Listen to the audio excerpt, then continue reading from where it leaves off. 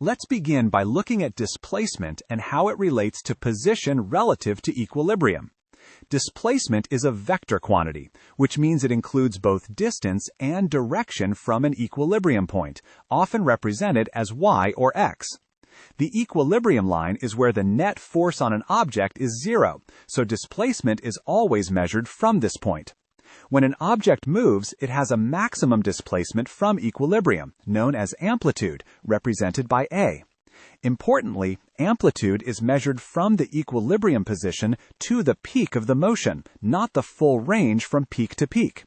The diagram on the left shows a spring system with its equilibrium line and displacement marked, while the graph on the right illustrates how amplitude fits within a wave pattern over time.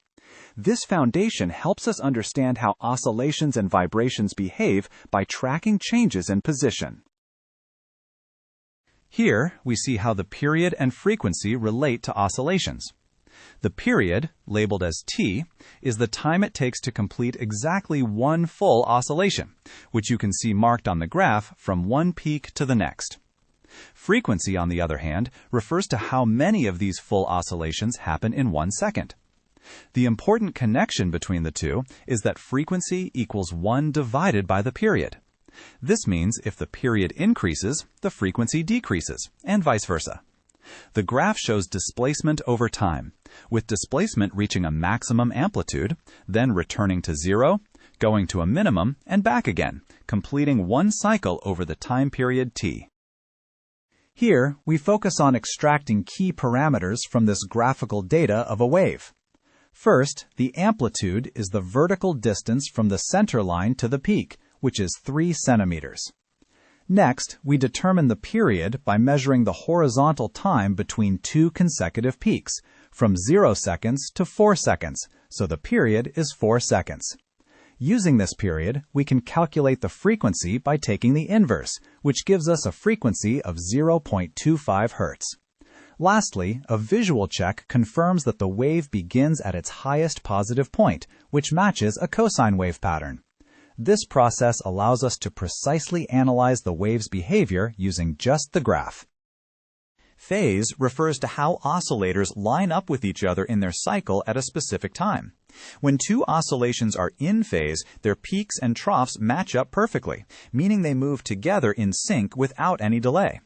On the other hand, when they are out of phase, the waves don't align. For example, the peak of one wave may correspond to the trough of another, showing a shift. The phase difference tells us how much two oscillators are out of sync. This concept is important because it helps us understand and describe the timing relationship and synchronization between different systems that oscillate.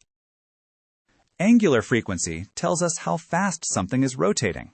Here, we describe the oscillation of an object with the vertical component of a rotating phasor.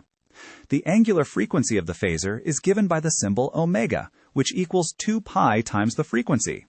This means angular frequency is directly related to how often a cycle is completed in 1 second. The position of the rotating phasor at any time can be described with this wave equation, where y equals amplitude times the sine of omega times time. The unit for angular frequency is radians per second, so it's important to have your calculator set to radians mode when doing calculations. This ensures accuracy because radians measure angles in a way that matches how angular frequency behaves. The angle theta changes over time, and this circular motion relates to simple harmonic motion along the y-axis. The linear frequency f is related to angular frequency by multiplying by 2 pi. The displacement or position at any time is given by y equals a sine of omega t, where a is the maximum amplitude. The unit for angular frequency is radians per second, so it's important to make sure your calculator is set to radians when doing any calculations. This relationship helps bridge the gap between circular motion and oscillatory motion like waves or pendulums.